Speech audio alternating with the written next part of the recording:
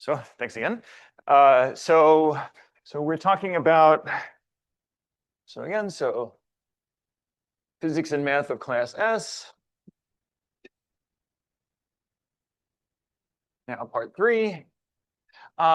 Okay, so let's talk about moduli spaces. So we've been talking about n equals 2 supersymmetric field theories. We've been talking about some very specific ones, but for a minute, let me talk just about something that you get from n equals 2 theories in general.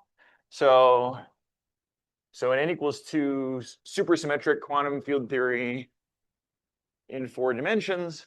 In any quantum field theory, there's a basic question you can ask, which is, what are the possible vacuum states of the theory? So you write down somehow the definition of the theory, however you define it.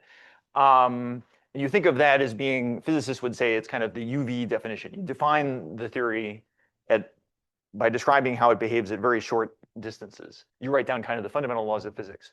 And then there's a question. The question is, what are the possible vacuum states? What are the possible kind of long-range behaviors of the system? So a simple model is if you think of like, think of just having a particle that's traveling around in space subject to some potential. Writing down the whole potential would be giving the kind of ultraviolet physics. That's the fundamental description of the theory. The effective physics is that the particle eventually will settle down into one of the minima of the potential. And then the effective physics that it will see is essentially governed by just the neighborhood of that point. So for example, you'll see oscillations, and the oscillations will be controlled by the derivative of the potential, and so on. So at any quantum field theory, you can ask this question. You can ask, what are the possible vacuum states of the theory? And in theories with low supersymmetry, there might be only a single vacuum. There might be some discrete set of vacua. Theories with high supersymmetry tend to have continuous families of vacua. And that's the situation here. So in an n equals 2 theory in 4 dimensions, you typically find a continuous moduli space of vacua.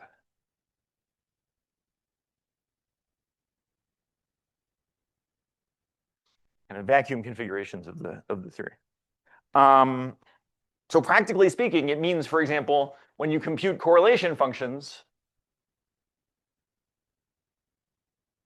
the correlation functions of the theory, so in a theory that has just a single vacuum, the correlation function would just be a number. But here, the correlation function will be a function not only of the points where you insert the local operators, but also, so I guess I'll call this moduli space M. The correlation functions will be functions on M. They depend on which vacuum of the theory you sample. Now, the structure of the moduli space is pretty highly constrained by supersymmetry. Let's talk first about the situation of a conformal theory. So we said that there are some theories that are conformal, they're scale invariant, and some theories that are not conformal. So the simplest story is for conformal theory. So C for conformal. So then this moduli space is first of all divided into branches.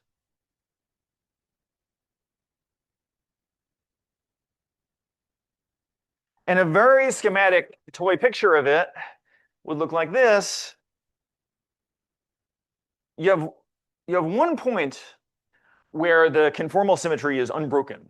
So one point where even the correlation functions in that vacuum are completely scale invariant. That you call the conformal point.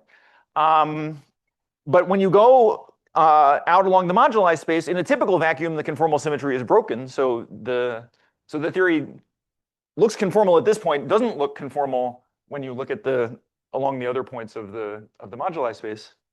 And the moduli space gets divided into branches. Okay, we've heard the names before. So there's the Coulomb branch. There's the Higgs branch. And in general, there could also be other branches that are called mixed branches that have sort of some characteristics of each. And somehow we tend to talk less about those. But in particular, there's this Coulomb branch and this Higgs branch. How can you characterize them kind of invariantly in the language of quantum field theory? So in the conformal theory, there's a reasonably simple criterion. The conformal theory has, so we talked about it a little last time. We talked about in our construction of these conformal field theories, we saw that in the geometry there was kind of a U1 that rotated the fibers of a cotangent bundle, and there was an SU2 that rotated some other directions. So it's a general feature of, well, every n equals 2 superconformal field theory that's known has this, no, in fact, every n equals 2 superconformal field theory has this U1 times SU2 symmetry acting on it. And so it acts on everything in the theory. In particular, it acts on the moduli space of vacuous. So if U1 times SU2 acting on this moduli space. And then you can say what the Coulomb branch is. The Coulomb branch is the part that's fixed by SU2R. So on here, only U1R acts. And the Higgs branch is the part that's fixed by U1R. And here, only SU2R acts. Okay. Okay, anyway, so we have this division of the moduli space of vacuum configurations into these branches. So their geometry. So okay. So as Professor Arakawa has said, so let's use MH for the Higgs branch and MC for the Coulomb branch. Okay, let's actually write M Higgs. R, it's just called R symmetry. I don't know where the R.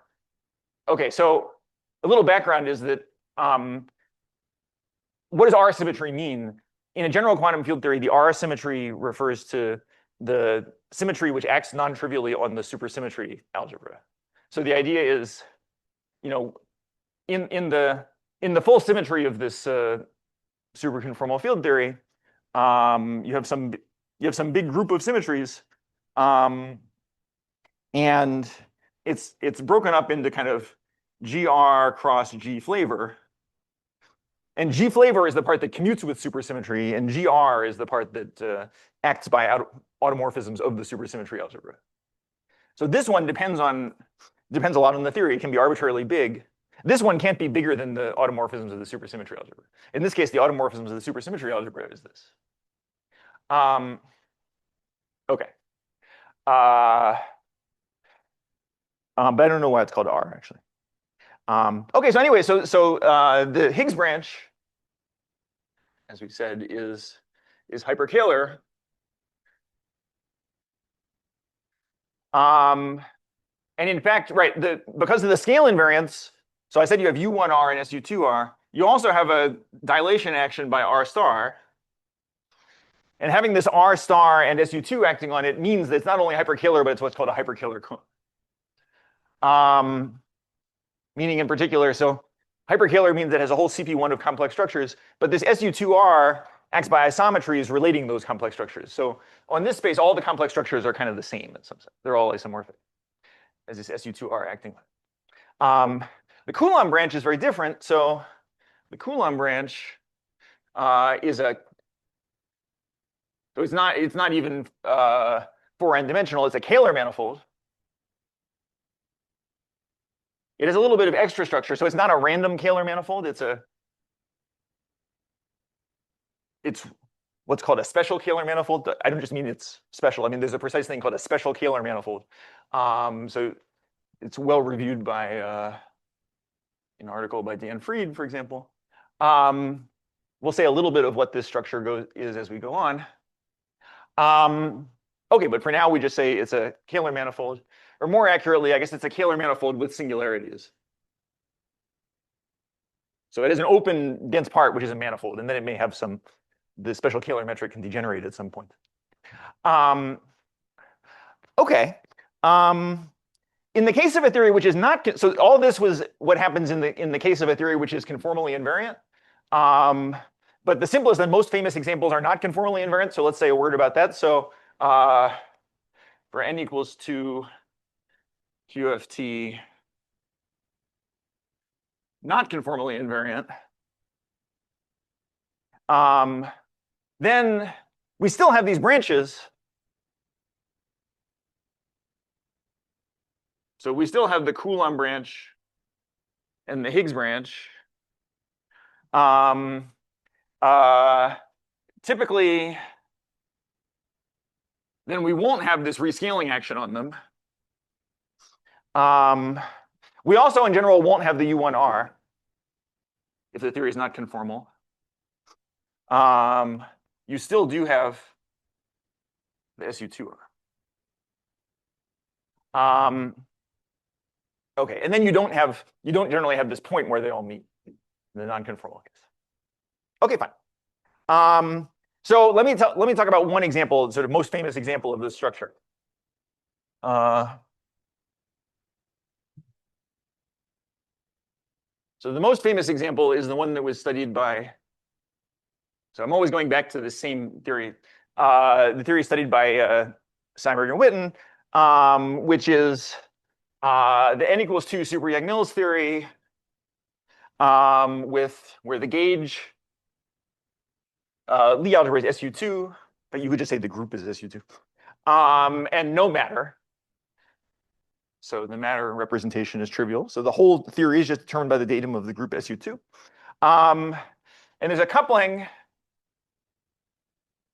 Okay, one annoying thing I didn't tell you before, and I should have told you, is so this theory, unlike the theory with n f equals 4, the theory with n f equals 4 that I told you about that had to do with the 4-punctured sphere, that one was really conformal, and so that one has a coupling which is an honest dimensionless number, which we wrote as either q or tau. When the theory is not conformal, then the coupling, oftentimes you define the theory with a dimensionless coupling, but you also have to introduce a cutoff scale to define the theory. So the theory is different at different scales. And so the invariant thing, another way of saying is that the coupling actually runs with the scale.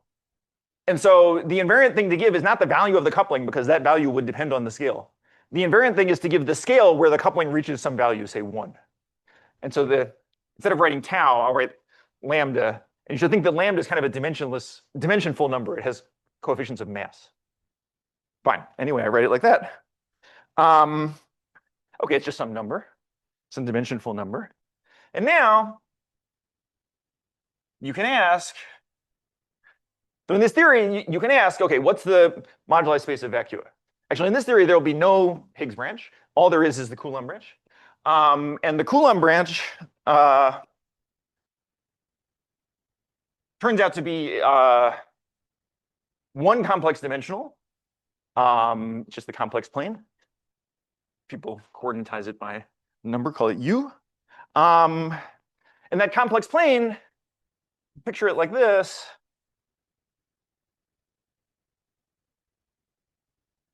It has two distinguished points, which we'll come back to.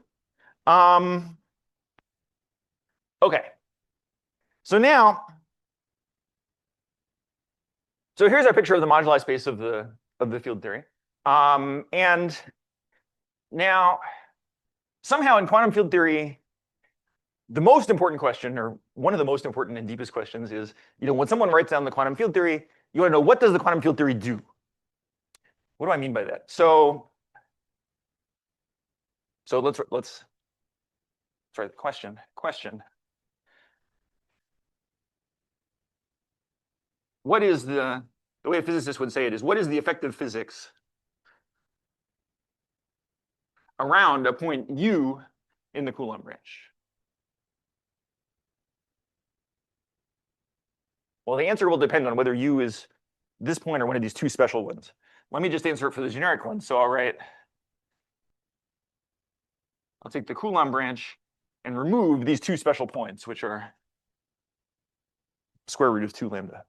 So let's ask what is the physics around a point, but I'll ask what's the physics around a kind of generic point. So 2 minutes about how to think about this question. A good analogy is the following. Suppose you want to describe the physics of like a tank of water. And you want to know what's going to happen if, for example, some wind strikes the tank of water or a boat goes through the tank of water. the principal way to do that, to answer that question, would be to say, well, I've got this tank of water. It has, 10 to the 27 molecules of water in it. I know the equations describing every one of those molecules. And so to answer any question, what I have to do is I have to put it on a computer, and I have to, I have to do some calculations, but that's fine. Someone else can do that, and then we'll get the answer, right? That would be an in-principle way of answering the question. But we know from experience that that's not the useful way of doing it, right? The useful way of doing it is to understand that even though fundamentally the thing is 10 to the 27 molecules, it has a much more useful description, effective description that's given by the equations of hydrodynamics, right? Which involves variables that you don't even see in the original formulation of the problem. It involves the viscosity and the density and so on. If you want to make any progress at all in the actual world, you have to find the effective description. You don't want to start with the fundamental description. And so, and in every quantum field theory that's not conformal, you kind of face this question. The question is, what's the effective long-distance physics that describes what's going on? Here we go to some generic point on the Coulomb branch, and we ask, what's the effective physics at that point? So that's the problem that Seiberg and Witten solved. And their answer was like this.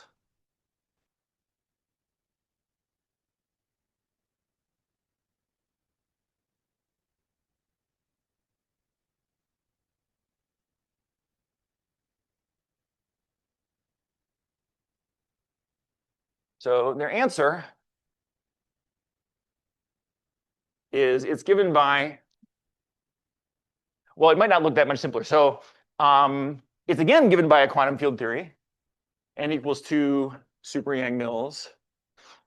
But now,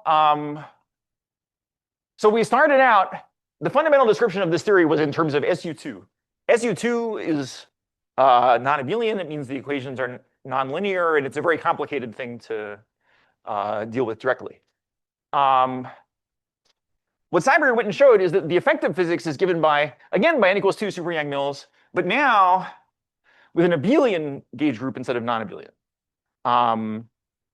That's much easier. It's linear. Plus so-called higher derivative corrections.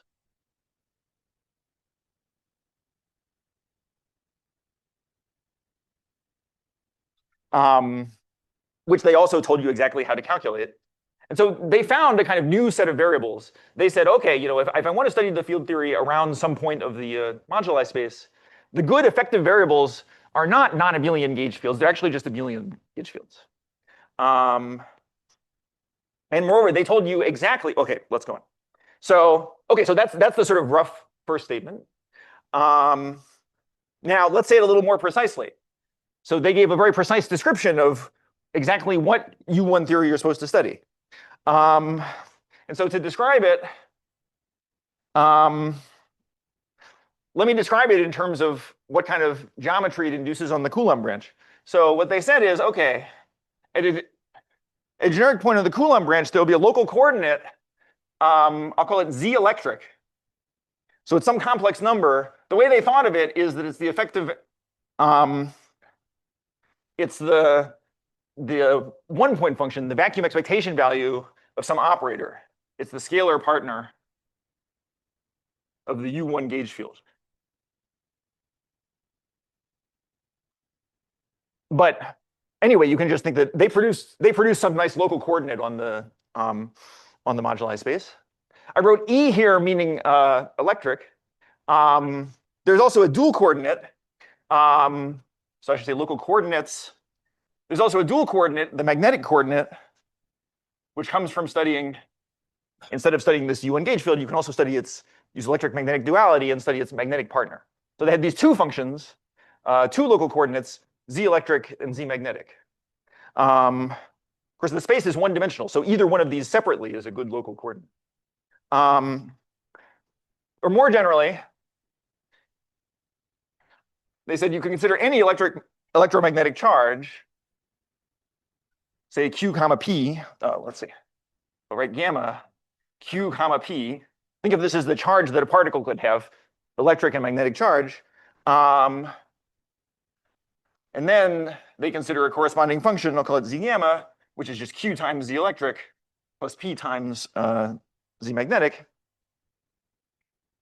And then in terms of these local coordinates, they determined the most essential thing, which was what's the effective coupling of this gauge theory. So in a U1 gauge theory, we have a single coupling, tau, the same tau as we talked about before. And Seiberg-Witten's formula for that coupling was that it's dz magnetic divided by dz electric. So these are two holomorphic one forms. You take their ratio. That gives you the effective coupling. Okay, so this is the shape of their answer. So this was the key thing that they determined was the effective low energy coupling of the U1 gauge fields. What I didn't tell you yet is what was the formula actually. So what are these z electric and z magnetic? Okay, so what's the formula? So here's what they said. Okay, I'll write it in different notation from the way they said it. But what they said was, so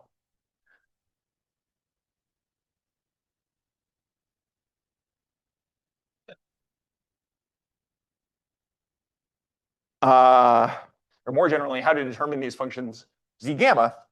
What they said was that you should consider, this is the part that came out of nowhere from the point of view of 1995.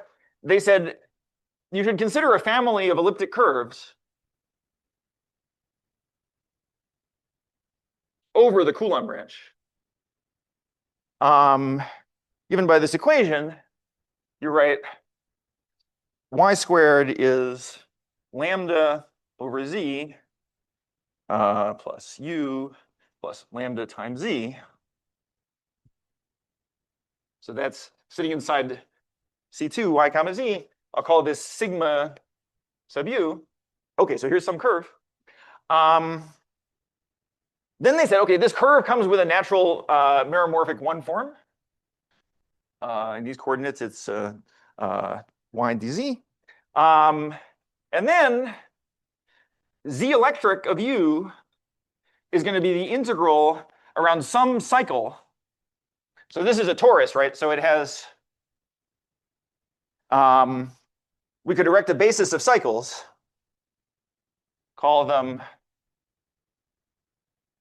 gamma electric and gamma magnetic.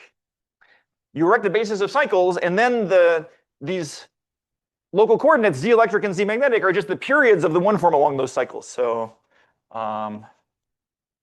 z magnetic is the integral around gamma magnetic lambda. And more generally, for any cycle, you could write z gamma. You consider the period over the corresponding cycle. Any one of them gives you a local coordinate on this moduli space. Okay, so one thing to say about it right away is that there's something funny about this answer, which is that if you look at this family, so this is some family of elliptic curves. If you look at them, they're smooth for a generic value of this parameter u. But there's two values of u where this elliptic curve develops a node. And those are the two values those are the two x's on this picture. So this effective description of the physics works everywhere except for those 2 points, and it breaks down at those 2 points. More than that, around those 2 points,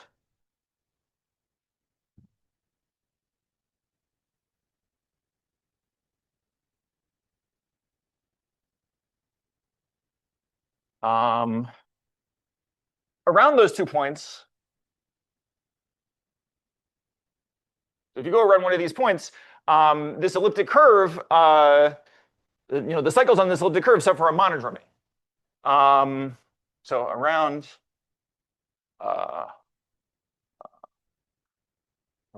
the singular points,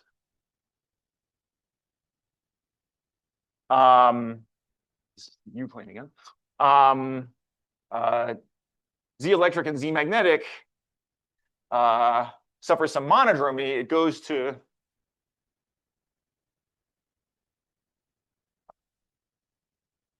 it gets transformed by some SL2Z transformation.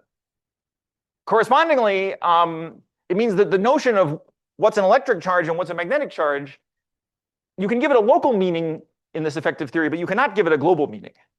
That was sort of the key insight that made it possible to solve this problem, is to notice that it has an effective description, but the effective description is subject to monodromy. You can't describe it everywhere by a single notion of what's electric and what's magnetic. You have to, as you move around the moduli space, you have to allow the notion of what's electric and what's magnetic to be permuted. But that's fine, because that corresponds to one of these SL2Z transformations on tau, and we know that the by electric magnetic duality, the field theory is the same. It's just your description of it that changes. So that wasn't a problem. Okay, so that's kind of the general structure. So a little more generally, this was Seiberg-Witten's answer for this one field theory. Now let's say a little more generally what kind of structure you expect. So a little more generally,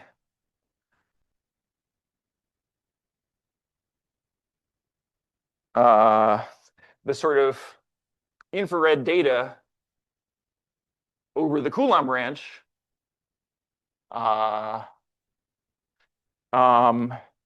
will be, so we'll have, the fancy way of saying it is that we have, so naively here we had a lattice of charges, which was kind of Z2, but then it had monodromies acting on it. So the fancy way of saying it is that we have a local system of lattices, call them gamma, over the Coulomb branch with some discriminant locus deleted. So in general, the Coulomb branch will be some high dimensional thing. It'll have some codimension 1 place where the effective physics breaks down, something interesting happens. Away from that locus, we'll have this kind of simple description. And so we'll have some local system of lattices, lattices of electric, magnetic, and in general flavor charges over the Coulomb branch. So it'll come to us, in general, it comes to us as kind of an extension like this. So here's the electromagnetic part. And if we had some U1 flavor charges, they could go here. In general, the lattice is kind of an extension of this by this. In the example I just showed you, you didn't have the flavor part, and it was just like this. And then we'll have the expectation value of scalars will be a map from this lattice to the complex numbers. That's the kind of essential data that you need in order to describe all the effective physics. It obeys some constraints. Let's start with the constraints for the record. So this lattice gamma, gamma G, is supposed to have a perfect pairing, skew pairing. It's the pairing which, if you have an electric charge and a magnetic charge, their pairing is 1. And then these Z functions obey a constraint. So the constraint is that if you take DZ, wedge it with DZ using this anti-symmetric pairing, you get 0. So in 1 dimension, that constraint's trivial, but in higher dimensions, that constraint's non-trivial. Okay. Okay. So that's some general geometric structure that's supposed to live over the Coulomb branch of an n=2 theory. And now let me say what is that structure in the case of class S.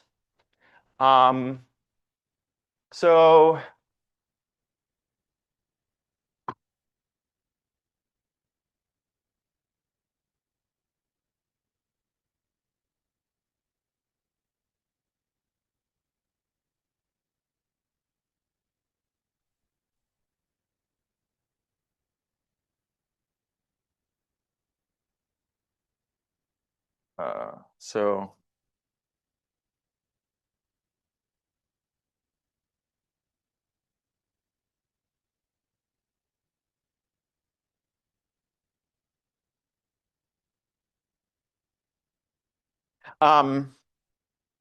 So we could describe it like this.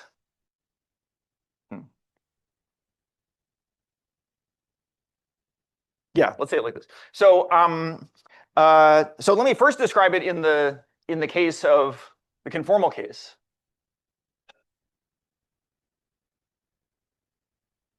So I told you last time that the class S construction, the one that I first told you, gives you a conformal theory. Then you can deform it by masses to destroy the conformal symmetry. Let's first not do that. Let's just talk about the conformal case. I tell you the answer there. So then it's like this. So we have our surface. Here's our surface with mark points, and the mark points are decorated by Young diagrams.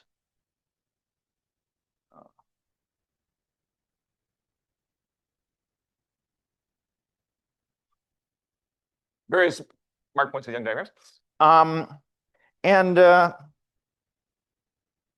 now the Coulomb branch will be the following thing. It'll be the set of, so this is in the case of a n minus 1 again. It'll be, so a point of the Coulomb branch will be a tuple of differentials on my Riemann surface, write them phi 2 up to phi n, where phi k is a meromorphic k differential on the curve. So it's meromorphic is actually, okay, so what's a k differential? K differential is something that locally would look like f of z dz to the k in local coordinates. Meromorphic, what do I mean meromorphic? So it'll be holomorphic away from the punctures, away from the mark points. Then at the mark points, it has a pole, it's allowed to have a pole, and the order of that pole is determined by the Young diagram. So the poles at punctures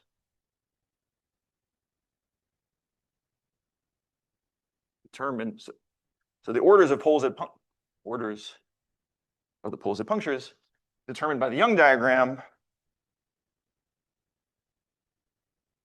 Okay, I see I didn't write the exact rule here, but for example, for the full puncture, let's talk about the two most important cases, what we call the full puncture and the simple puncture. So for the full puncture, phi k will have a pole of order k minus 1. So the quadratic differential has a first order pole, the cubic differential has a second order pole, and so on. And for the simple puncture, they all have poles of order 1. So this is kind of the most pole you could have. This is the least pole you could have. And then the Young diagrams describe some intermediate situations. Okay.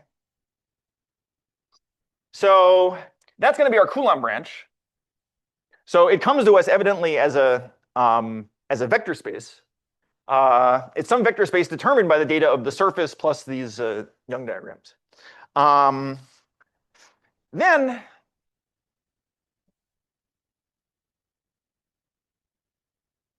so given a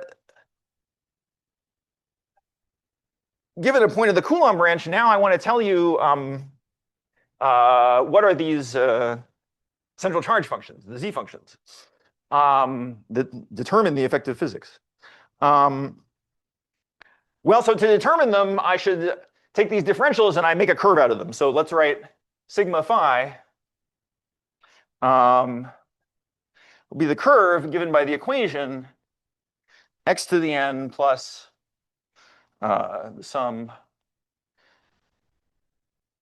x to the n minus k by k equals 0, sitting inside of the cotangent bundle of the curve. So this is a projection to the curve. Is a projection to the curve, which is an n-to-1 branch covering. Maybe I should write, so let's write it like this to emphasize. So in local coordinates, we have the coordinate z on the curve here, and then we have a coordinate x in the cotangent direction. So you think of this x as being a cotangent vector. Subject to this equation, it's polynomial equation with n solutions. So we'll get n sheets, an n-sheeted covering of the surface C.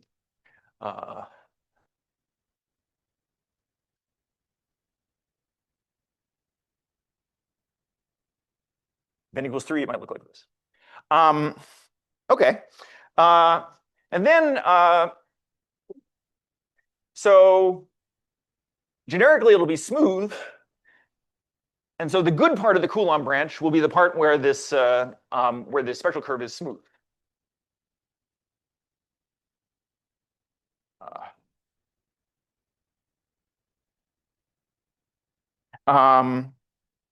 Okay, maybe just to fix ideas a little bit, it's good to talk about the A1 case. So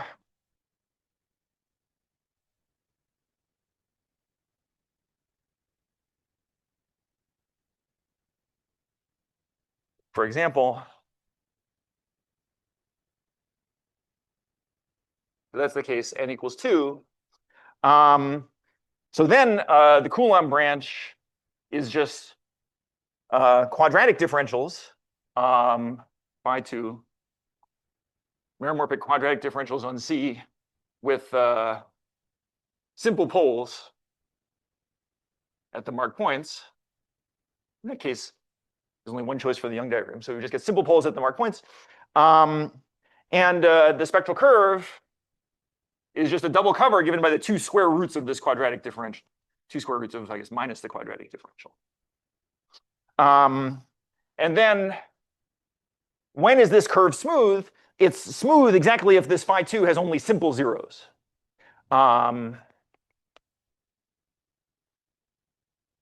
With all zeros simple. And if phi2 develops a double root, then the spectral curve becomes singular. Okay. And then we can say what will be these lattices of charges. So yeah, it's this.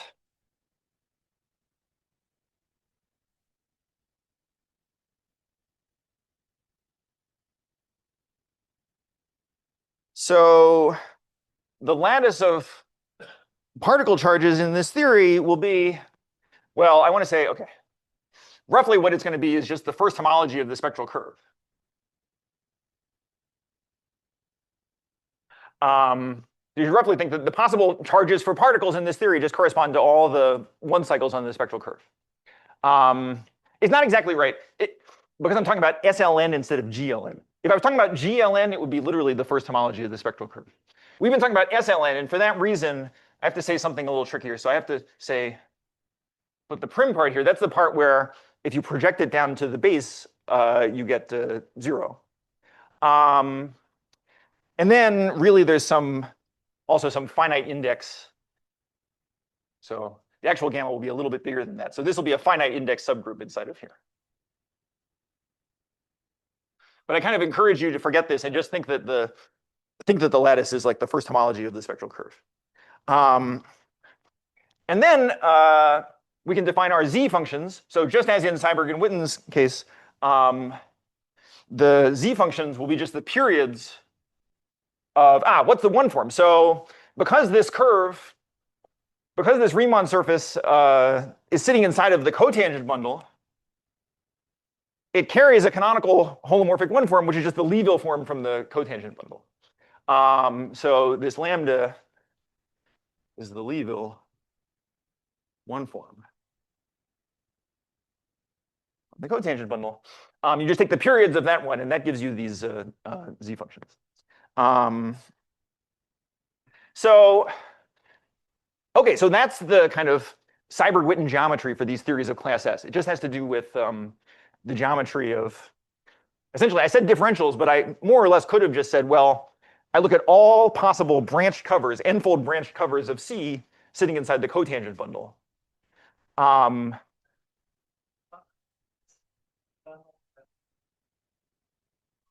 Well, yeah, okay, good. So in my world, the way I think of it is just that they go to infinity at the pole. Yeah. So I don't think that this is compact. We could try to compactify it, and then we would have to say some twisting.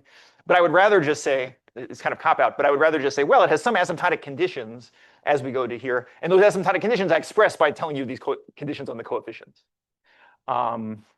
But you're right. In order to complete the sentence that I started in the most perfect way, I should make some careful compactification, and then I should just say, I look at all n-fold coverings sitting inside that compactification. That would be the nicer thing somehow. Okay. So said another way, so said otherwise,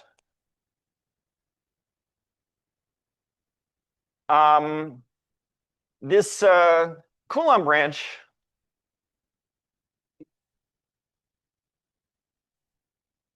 if you want to say in one sentence what the Coulomb branch is, you would say, well, it is the base of Hitchin's integrable system.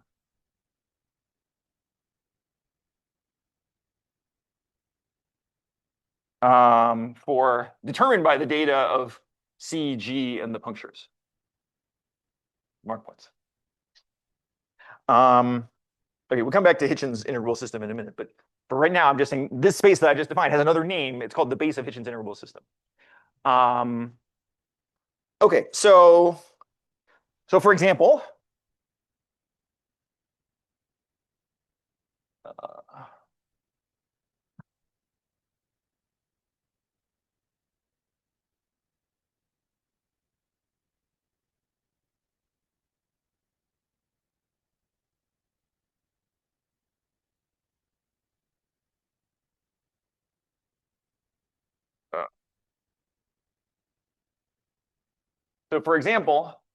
so again, let's take G as A1. Let's take C to be the four punctured sphere, our favorite thing. In that case, you can ask, okay, what are all the meromorphic quadratic differentials that on the four sphere that have just at worst simple poles at these 4 points, and they're regular everywhere else. And then the answer is that they're all multiples of a single one, which you can write like this. So now I don't put one of them infinity, put them, P0, P1, P1, P2, P3, P4. Then all the meromorphic quadratic differentials are just scalar multiples of this one. And so the Coulomb branch in this case did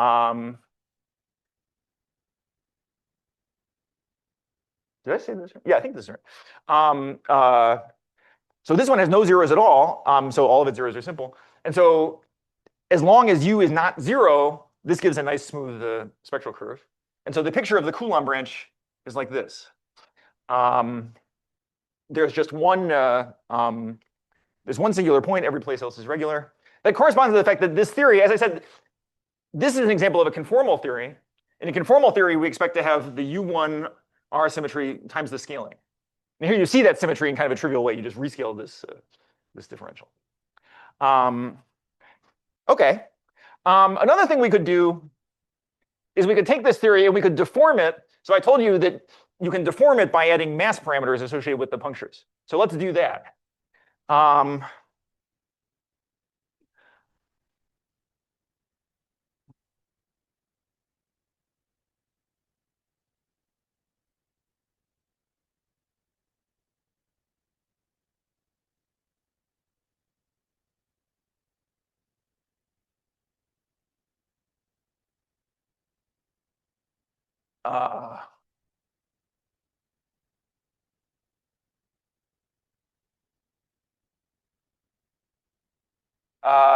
So I told you, in general, the mass parameter is like an element of the Lie algebra of the flavor symmetry.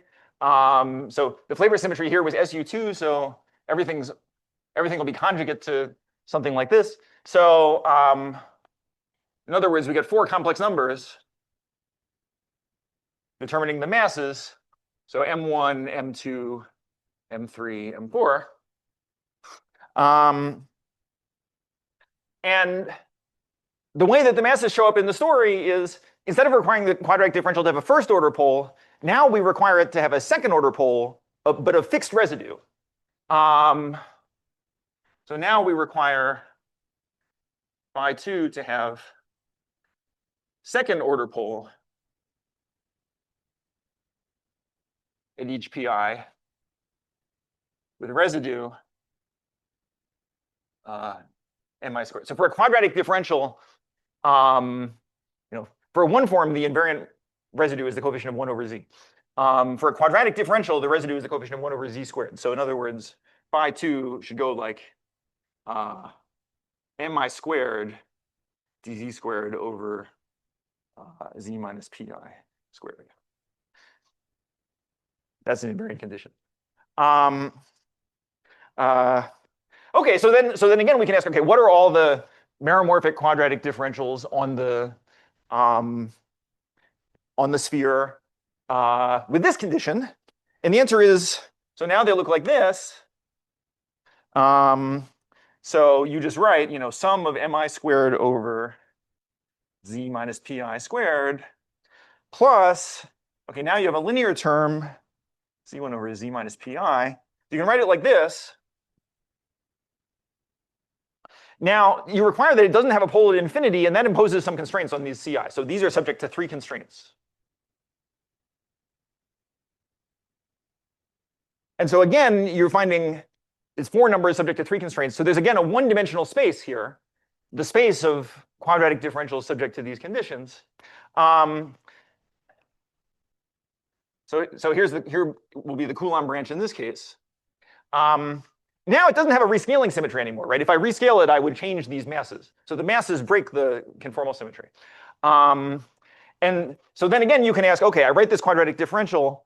When does it have a double zero? And the answer turns out to be there's 6 points of the Coulomb branch where it has a double zero. So you get a picture like this. So that's the kind of discriminant locus in this case.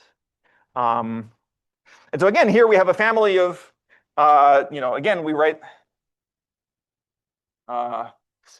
this equation, x squared plus phi2 of z equals 0. As I let phi2 vary, that gives me some family of elliptic curves over this now 6-punctured plane with some monodromy around each of these 6 points. Okay, fine. So that's the Seiberg-Witten geometry for this theory with the masses turned on. Okay, just one more. Very quickly. What is the total space of? Yeah, you're asking what's the bad fibrated phase? No, it's not K3. I mean, I forgot what it is, honestly. It's this family of elliptic curve.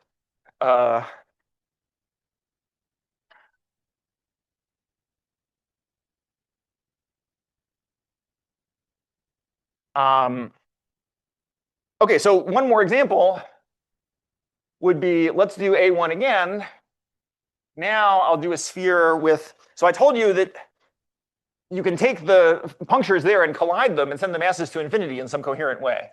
So when we do that, it leads to the following thing. It leads to 2 punctures where now with a condition that phi2 should have a 3rd order pole. So you collide the 2nd order poles, but you send the masses to infinity at the same time. And if you do that right, you can arrange a higher order pole in the limit. And so, and you fix the coefficient, in a local coordinate, but you fix the coefficient. I'll call it lambda. Then you write lambda over z plus u plus lambda z dz over z squared. So this one has a 3rd order pole at 0, a 3rd order pole at infinity. Those coefficients are fixed, and then here's a coefficient that's free. And so this one, the Coulomb branch. So then you ask, where does this one have a double zero? And it has double zeros at the 2 points So we talked about this example before. This is the example, the original Seiberg-Witten example of the pure SU2.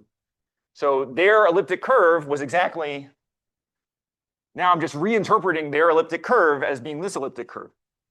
So it has to do with the base of Hitchin's integrable system, but Hitchin integrable system of a slightly exotic kind, which has what you call irregular singularities at these two points. Okay, fine. So, okay, so that's meant to explain how the original Seiberg-Witten example fits into this kind of Hitchin system framework. Yeah.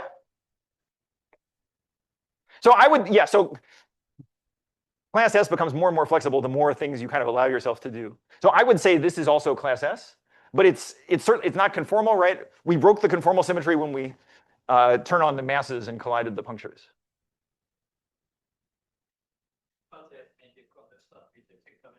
That's right. That's right. So you could say that this comes from the six-dimensional theory, but it comes from the six-dimensional theory with sort of exotic defect in it. The way you get that defect is to take the ordinary ones and collide them while adjusting their parameters in kind of a tricky way.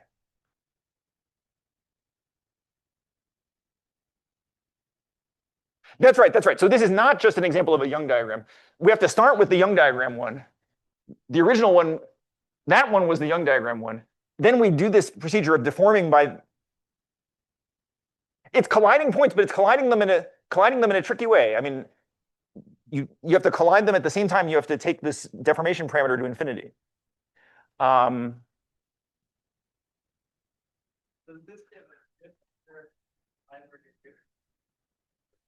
Yes, yes. So provided that you believe everything I told you, right? So you have to first believe that this class S thing exists, and you have to believe my explanation of how many things do you have to believe? So Witten showed that the low energy theory is described in this family. Yeah. It's like you're expecting from a more complicated theory of higher dimension. Right. How is it easier to describe the low energy theory of this higher dimensional thing? Yeah, I mean, I guess ultimately the reason why you're able to do it, let me say it this way. So I told you the answer, but I didn't tell you at all kind of where the answer was supposed to come from. So maybe the fastest way of getting to this answer would be to go back to the picture I had of. So I told you that one way of thinking about this class S theory was you study some M5 branes you put them on the curve cross R4 inside the cotangent cross R7. Now, in that language, you could ask, what's going to be the moduli space of that? So you ask, someone who only knows about M theory, and you ask them, if I study n M5 branes, what's going to be the possible moduli space? And they'll say to you pretty quickly, oh, what you should do is you should consider taking those n branes and deforming them to one brane, one connected brane, which is an n-fold cover of the original one. And so then you ask, what's the low energy physics of that one? Oh, that they can tell you because one brane that they can calculate, and then they'll produce Seiberg-Witten's answer. So I think that's the basic reason. So it relies on some optimism, as all these things do. By the way that Seiberg-Witten derived the original thing was to guess it. It wasn't proved until later. It was proved by Nekrasov. Okay, anyway, so okay, fine. So let me say just a few words about let's say a few words about where the actual moduli space of Higgs bundles comes into this story, and then we'll pick it up again the next day. So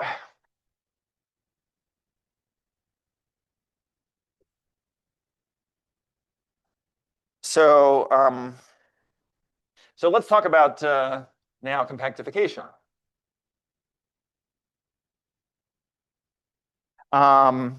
So I've been talking about this n=2 theory, and so far, when I said vacua, when I talk about the long distance physics, we meant so far we studied we're talking about the long distance physics of the theory put in R4. So you really imagine you're in 4 flat dimensions, and you ask what happens there. Another thing we could do is we could take instead R 3 times a circle. So let's take one of the dimensions and replace it with a circle. A circle of some definite radius, I'll call it R. So then again, we can look at the theory at very, very long distances. We can look at distances longer than the distance R. And so at that distance, you don't much see R anymore. What you see is effectively a 3-dimensional field theory. So the result is a 3D theory whose Coulomb branch So this theory, again, has a Coulomb branch and a Higgs branch.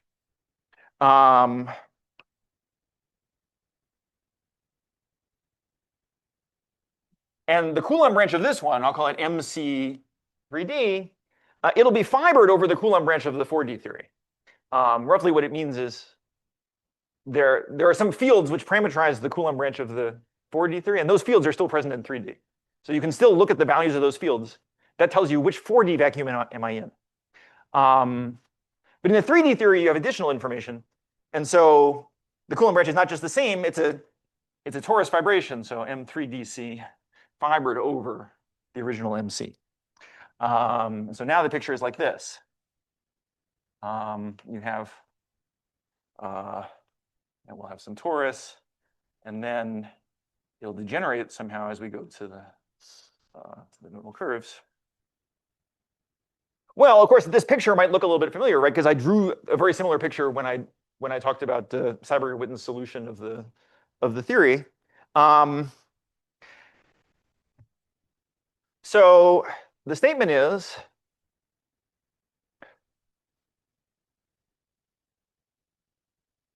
so in the case of Seiberg-Witten's solution, these curves literally are the curves that you see in the Coulomb branch of the three-dimensional theory. More generally, we have the spectral curves. You have spectral curves of high genus, and then you replace them by their Jacobians. So sigma, replace it by the Jacobian of sigma. You'll get some torus vibration over the Coulomb branch. And the statement is that torus vibration. So in 4D, it had some kind of shadowy meaning. We were just using its periods in some way to describe the physics. When you go to 3D, those curves kind of come to life. Those curves literally are the Coulomb branch. The Jacobians of those curves literally are the Coulomb branch of the three-dimensional theory. So general features that it has. So this MC3D. So this one is hyperkähler, but not. Let me emphasize, it's not a hyperkähler cone.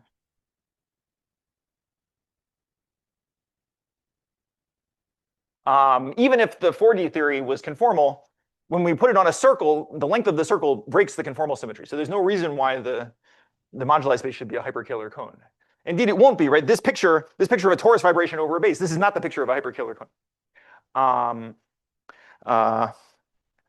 Okay, and in the case of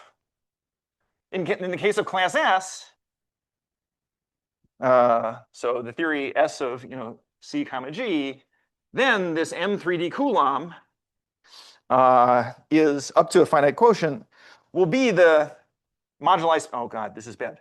I was about to write M Higgs, but of course, okay, let's write M Hitchin. The moduli space of Higgs bundles. It will be the moduli space of Higgs bundles. And so next time, I guess I flesh this out a little bit more. And then the aim is to tell you how you use the physics of this 4D n equals 2 theory to actually learn some new things about the moduli space of Higgs bundles. Okay, so that'll be the last talk, I guess. Thanks.